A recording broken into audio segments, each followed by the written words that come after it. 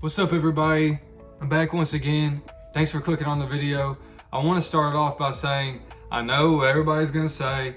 The PlayStation 5 has not been out for 6 months. Well, guess what? It's pretty damn close to 6 months. So I'm going to go ahead and say that it's been out for 6 months, but I'm glad we got that out of the way.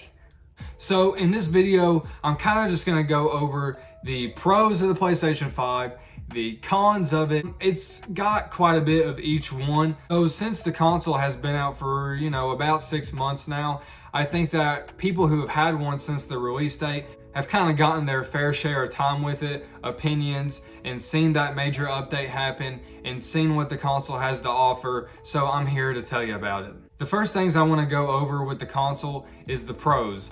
Believe it or not, whatever you hear me say when I complain about the console or other people on the internet, the console actually has a decent amount of pros. The first thing I want to get into is this handy dandy controller. The controller, as everybody knows by now, has the haptic feedback for the doo-doo and the boo-doo, you know what I'm saying?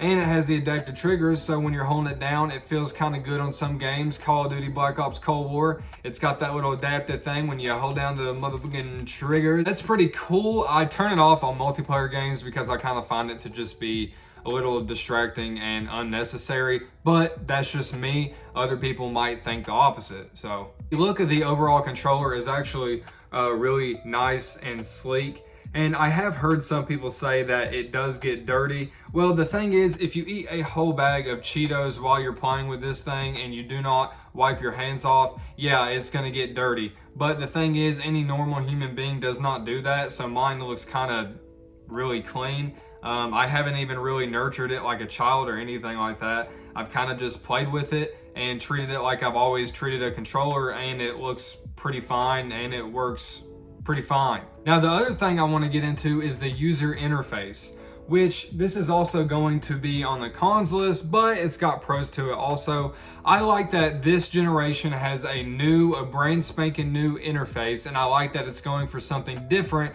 Since you pay the $500 to get it, you do want to feel like that this thing is new. It has the game sliding overs like the PS4 did, except this time when you hover over a game, it's going to show you the wallpaper and make it your background and the theme song that goes with the game, which is pretty cool. I kind of feel like it gives you kind of like this incentive to like click on the game. Like depending on the game it is, it's going to play that song and that game's just going to say, click me. You know you want to play me. Just click me. Like, that's cool. That's a really cool thing the PS5 has going for it. Like I said, some other people might not find these features useful or it's really not useful or helpful. It's just a cool aesthetic, and I'm all about aesthetic when it comes to this shit. UI, I feel like, definitely has a cool aesthetic to it for sure. When you want to compare it to the Xbox, and I know we're talking about the PS5, I just want to compare it to another console.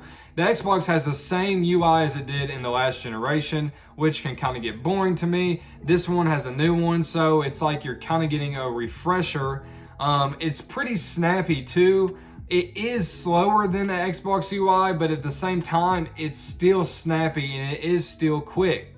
That UI, it's definitely faster than the PS4 UI, and I love how the PlayStation Store is integrated into the home screen now, making it all loading real quick so they can get your money. Did get a major update with some things changing, but really not that much for me to go into. It's small little things that you can tweak. It's useful, but it does need a lot more, and that will be on the cons list. But like I said, the overall UI is pretty nice. I'm liking it. On to the next pro about the system is the upgraded performance when you're playing games. But I'm talking about Sony exclusives.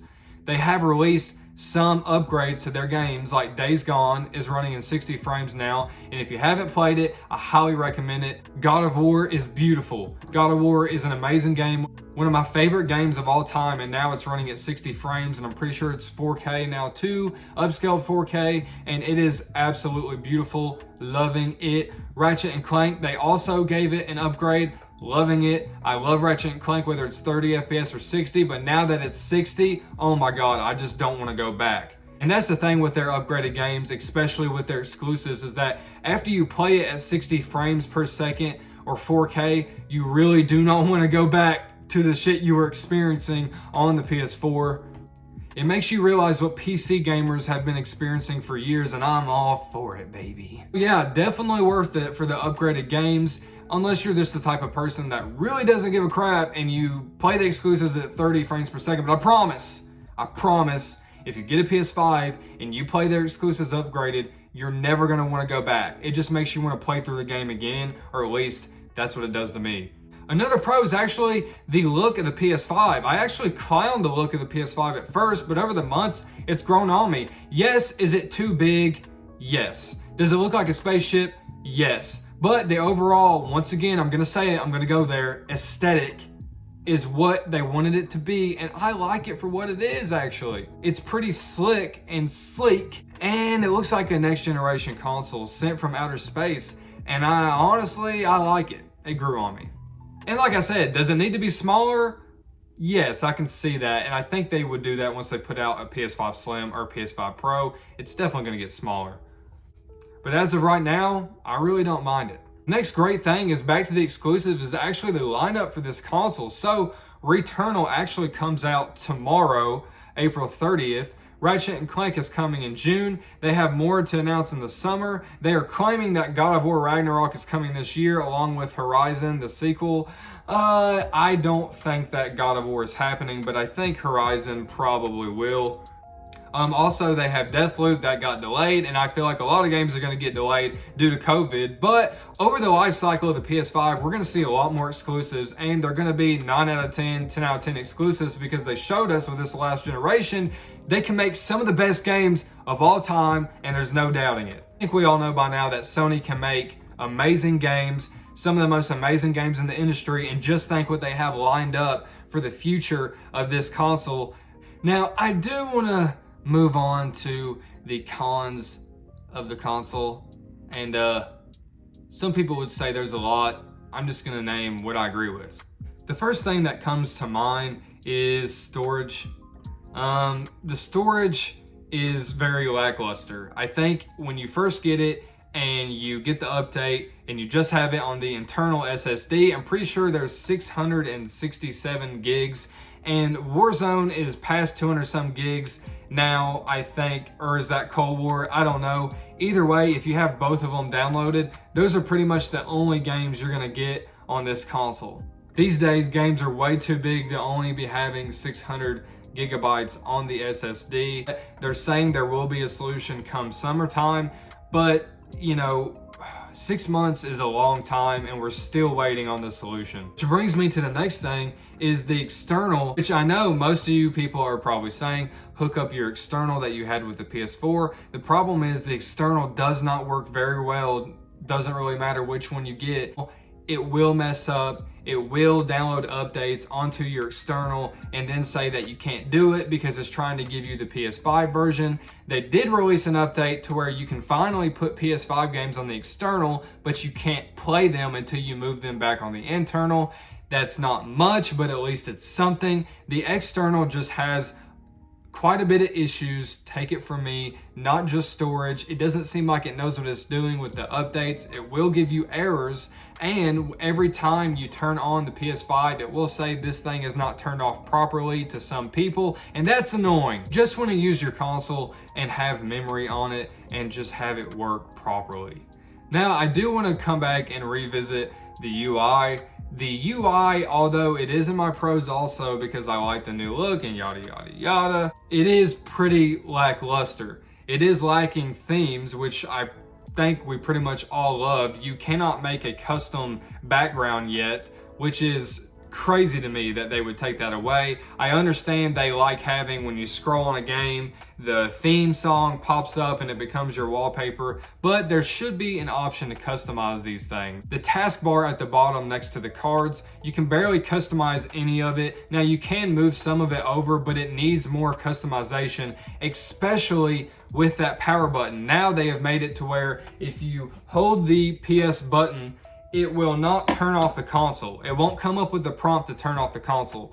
You have to scroll over to the power button, press it, and then press it again to turn it off. And I know some people are like, oh my God, it's not that big of a deal, but it kind of is an inconvenience when everything else, you just hold a button, even on your phone, and you just turn it off. I don't know why they made it harder. That is a little odd. And even when you have cards, like when you're in a voice chat, to just press X and then leave the party, it should have an option to just leave the voice chat, but instead you have to go to it, press X, find the leave door button that's like on the right side, and then press it again to leave it, which makes it this awkward silence. When you tell everybody on the voice chat that you're going to bed or something, you're just like, all right, bro, good night. And now you sit there for like 10 seconds in silence until you're able to leave the voice chat. I don't know, it's just another minor inconvenience. There's also no folders. I was a big fan of having folders, and I would put my games in it, like action and RPG and all that stuff. There's no folders, so you're just scrolling on the main taskbar and going to the game. And I know some people actually did that anyway. I was one that did that for a while, but it just seems weird to have a lot of features that were helpful on the PS4 and take them away on the PS5. Another thing I would like to have is just more quickness when switching between the games. Xbox has quick resume, which is really cool. Sony would not have to call it that. And I'm not even saying that you have to start up like 6 games at a time like Xbox has. I just wish there was more quickness to it, because they still made it to where if you switch a game, it closes the one you're playing to open another one up. It does have fast loading on that SSD depending on the game, but it's still just not that quick compared to the Xbox. The fact that it's a next-gen console and it still has to close a game to open the other one, I don't know. At least make it to where you can have 2 things open at once, but you can't. And on to the next thing, the backwards compatibility. Oh my God. It is just like they don't even care about the older games. And we definitely want PS2 classics and PS3 classics that we can download, because it's taking a while for new games to come out. And some of us, aka me, want to play the older games every now and then and want to revisit them in maybe an upscaled resolution or 60 frames per second, like Xbox is doing. Why is PlayStation not doing this yet? I don't know. I will complain until they do it. I don't have the freaking answers. Another thing with the freaking PS Now is that it is just not a Game Pass competitor. It's not that good. People's internet is not all the way upgraded these days yet to be able to stream games on there, and they barely let you download most of the games. Most people want to download a PS3 game or whatever, something that's real old, a classic, and it still doesn't let you do this. They have to find a solution. They need to combine PS Plus with PS Now and then let you download everything on PS Now, because guess what? If they let you download a lot of the games on PS Now, I truly believe it would become a Game Pass competitor. It's just like they don't really care about their older games. They're focused on their new experiences like they always say. But the thing is, I think it's great to be focused on newer experiences. I agree, I'm ready for newer experiences. But in the meantime, you do need to show some love to your older classics, Sony. Show some love. And the controller was actually in the pros, but it's also going to be in my cons, because although this might be my favorite controller of all time, they still have not released other colorways that I just find it really odd. And it may be because some people are reporting the stick drift and they're trying to fix that before they come out with more colors. Although I love the white and black, I just feel like they need to hop on. It's been almost 6 months. You gotta have a new color. I would really like a red one, or I had a gold one for the PS4. It was sexy as hell. Why can't I have a gold one for the PS5? And I know now it just sounds like I'm being nitpicky, but I'm just giving you my honest opinion about what needs to happen with the console. And I'm sure there's a lot more I'm forgetting, so I'm probably going light on the thing. Would I ever say I regret getting a PS5? Hell no. I'm loving the thing. I love that it plays games upgraded, and the controller, parts of the UI. I'm loving the exclusives that are going to come, the exclusives they have now. Overall, the console has actually been pretty good at the start of a generation. Every time a new console comes out, there's things that they do have to fix or things that they take away, which is just really odd to me. I don't understand why you would take away anything helpful, but there's always going to be things that they need to fix, and I do understand that. And that's why this video is called 6 months later, to show you some of the things they have done and some of the things that they need to continue to work on and bring to the console. So I promise I'm not meaning to poop on the console. Would I recommend a PS5 6 months later? Yes, I actually would. This console is actually my preferred choice to play over the Series X, and the only reason is Sony's games. Maybe the controller, it's just where I've played for the longest. I love both consoles, but if I had to pick one, I probably would still go with the PS5, even though it does have a lot of cons. But like I said, hopefully they will work them out. And I really do think they will, but we just don't know how long that's gonna take. But I know I probably forgot a lot of things in the pro section or the cons section. So let me know in the comments things that you love about the PlayStation 5 that I didn't mention, or things that you hate about the console that I forgot to mention. And like I said, I'm sure there's a lot of things. Overall, is the PS5 worth it 6 months later? To me, yes. Is the console amazing? No. Is the console good enough for now?